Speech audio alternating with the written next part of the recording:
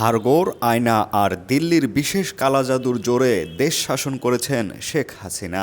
জনশ্রুতি আছে গণভবনের নিচে তিনি একটি গোপন জাদুর টানেল বানিয়েছিলেন, যেখানে প্রতিদিন বিরোধী দলের জনপ্রিয়তাকে বান মারা হতো।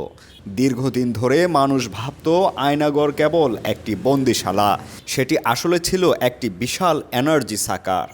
সেখানে বন্দীদের দীর্ঘশ্বাস সংগ্রহ করে শেখ হাসিনা নিজের চেহারার গ্ল্যামার বাড়াতেন এবং বিরোধীদের ওপর দুর্যোগ নামিয়ে আনতেন।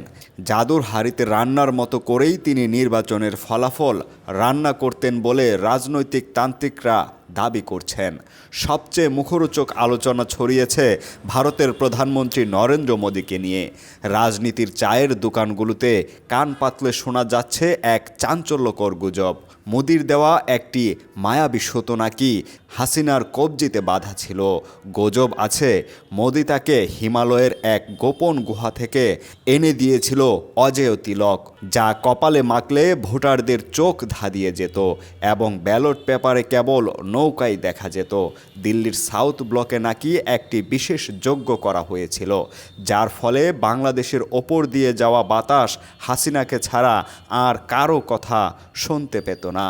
বলা হচ্ছে 5ই আগস্ট যখন সেই মায়াবী সুতোটি ছিঁড়ে যায়, তখনই কেবল শেখ হাসিনার উড়োজাহাজ জাদুমন্ত্র কাজ করা শুরু করে এবং মুহূর্তের মধ্যেই তিনি সীমান্ত পার হয়ে যান।